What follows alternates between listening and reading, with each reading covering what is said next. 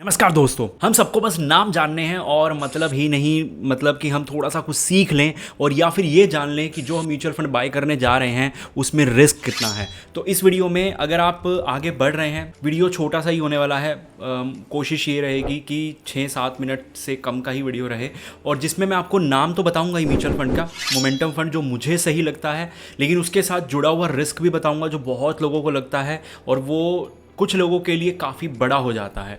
ठीक है, लेकिन उस डर को या उस रिस्क को कैसे ख़त्म करना है, क्या है, वो सब चीज़ों के बारे में बात करेंगे।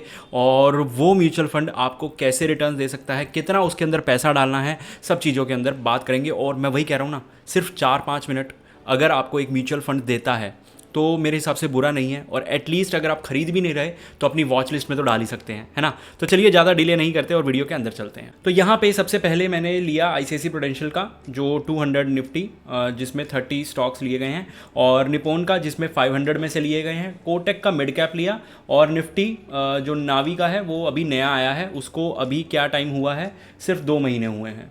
तो सिर्फ स्मॉल कैप में मोमेंटम क्या करेगा नहीं पता, इसलिए अभी इसको हटा देते हैं। ठीक है, एक ये मल्टी कैप और इसको मैं लार्ज बोलूँगा, इसको मैं मिड कैप बोलूँगा। ठीक है, तो यहाँ पे अगर मैं कंपेयर करूँ तो लास्ट कहीं पे भी मुझे पॉजिटिव रिटर्न नहीं दिख रहे, सिर्फ और सिर्फ इस क्वार्टर को छोड़ के, जबकि रिकवरी आ चुकी है। तो मिड कैप वाले मोमेंटम ने थोड़ी सी रिकवरी जरूर दिखाई है। अब आप कहेंगे कंपैरिजन करो। अब कंपैरिजन करने से पहले हम थोड़ा सा इस जगह पे भी नज़र डालते हैं। बहुत से लोग चाहते हैं कि उनके पास टाइम नहीं है, नॉलेज नहीं है और हमारे साथ स्टार्ट करना चाहते हैं। तो स्क्रीन पे आपको नंबर दिख रहा है, आप अपना सिर्फ एसआईपी अमाउंट ड्रॉप कीजिएगा, पोर्टफोलियो प्लीज़ ड्रॉप मत कीजिएगा, क्योंकि इसमें हम आपको क्या क्या दे रहे हैं। ठीक है, सबसे पहले आपको रिव्यू मिल जाएगा जहाँ पे हम आपका हर क्वार्टर में पोर्टफोलियो रिव्यू करेंगे। मैनेज का मतलब ये होता है कि हम देख रहे हैं कि मार्केट में क्या चल रहा है, क्या नहीं चल रहा। ये आपका काम नहीं है, आपका काम है सिर्फ रिटर्न्स एंजॉय करना। ओके, आपके जो भी गोल्स होंगे उनको अलाइन किया जाएगा, उनके बारे में डिस्कस किया जाएगा और इंश्योर किया जाएगा कि आप अपने गोल टाइम से पहले या टाइम पे तो एटलीस्ट अचीव कर लें। और एक्स्ट्रा चीज़ों की अगर मैं बात करूं तो बहुत कुछ एक्स्ट्रा भी आपको मिल जाता है, जो सपोर्ट टाइमिंग है या सब चीज़ें हैं, काफ़ी आपको कुछ एक्स्ट्रा मिल जाता है। और साथ में ही टैक्स हार्वेस्टिंग का भी बेनिफिट मिल जाता है। इसके अलावा क्या क्या बेनिफिट मिलेंगे और चीज़ों के बारे में बात वहीं कर लेंगे, लेकिन वापस वीडियो पर आते हैं। तो यहाँ पर अगर मैं पराग पारिक से कंपेयर करूँ तो पराग पारिक ने लास्ट 1 ईयर में जो रिकवरी दिखाई उसके मुकाबले तो लार्ज कैप मोमेंटम वाला जीरो है। अब मैं सिर्फ इससे कंपेयर इसलिए कर रहा हूँ अभी के लिए क्योंकि मैं अभी सेफ्टी पर्पस से देख रहा हूँ इसको। और अगर मैं मिड कैप या मतलब कोई भी स्मॉल कैप भी उठाऊंगा ना तो लास्ट 1 ईयर का पॉजिटिव रिटर्न ही है। ये मैं आपको इस वीक में बहुत सारी वीडियोस हैं उनमें प्रूव करता रहूँगा और उसके लिए आपको चैनल सब्सक्राइब करना है। अब मैंने चलो कंपेयर कर लिया निफ्टी 50 के एक इंडेक्स फंड से। अब इंडेक्स फंड में भी 7% का पॉजिटिव रिटर्न है, लेकिन इसमें तो फिर भी कहीं नहीं है।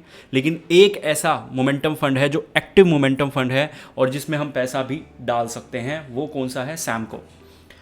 अब सैमको के साथ रिस्क क्या जुड़ा हुआ है उसके बारे में भी बात कर लेते हैं। लेकिन लास्ट 1 ईयर में देखें तो एक इंडेक्स फंड से बेहतरीन रिटर्न है और काफ़ी फंड से ज़्यादा अच्छे मतलब इसके रिटर्न्स हैं। हाँ, लास्ट 6 मंथ और 3 मंथ्स में भी इसका थोड़ा सा बैंड बजा हुआ है। ओके, लेकिन अब इसमें रिस्क क्या जुड़ा हुआ है बहुत से लोगों को, मतलब स्पेशली मैं अपने क्लाइंट्स की अगर बात करूं तो मैंने अपने कुछ क्लाइंट्स को जब ये पोर्टफोलियो में डाल के दिया तो उनको ये लगा कि यार ये कंपनी तो नाम ही नहीं सुना हुआ सैमको का, तो ये तो फ्रॉड होगी या फिर उतना ज़्यादा एस्टेब्लिश कंपनी नहीं है, नई कंपनी होगी, कल को भाग जाए।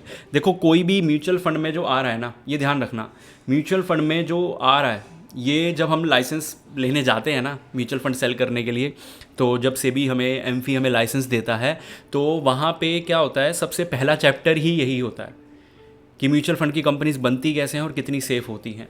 तो यकीन मानो कि ये जो म्यूचुअल फंड की कंपनीज़ हैं ये मिनिमम टू मिनिमम 5 ईयर्स के प्रॉफिट में होती हैं, फाइनेंशियल सेक्टर में होती हैं, तब जाके ये म्यूचुअल फंड लॉन्च कर पाती हैं।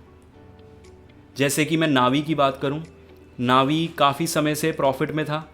ठीक है, पहले इनकी ऐप आती थी, इन्होंने बहुत छोटी छोटी चीज़ें करी और एक एस्टेब्लिश कंपनी बने, तो उसके बाद 5 साल बाद ये म्यूचुअल फंड लॉन्च कर पाए। क्योंकि कंपनी प्रॉफिटेबल थी, फाइनेंस सेक्टर में थी, और भी जो इनको एलिजिबिलिटी के लिए पूरा करना पड़ेगा।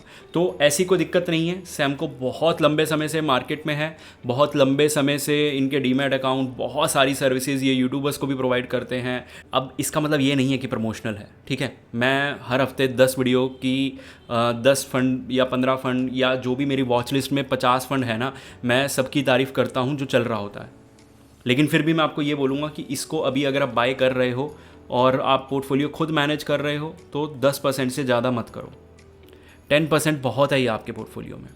मैं बार बार बोल रहा हूँ, अब भर मत लेना इसको अपने पोर्टफोलियो को, फिर बाद में कहोगे कि सर आपने तो बोला था ले लो, फिर आपने अब बोल रहे हो निकाल लो। क्योंकि जिस दिन मैं साल 2 साल बाद 3 साल बाद जब इसमें रिटर्न्स आ चुके होंगे या फिर जब इससे एग्जिट करने का अगर टाइम आएगा तो फिर आप कहोगे कि हमारा तो पोर्टफोलियो भरा पड़ा इससे।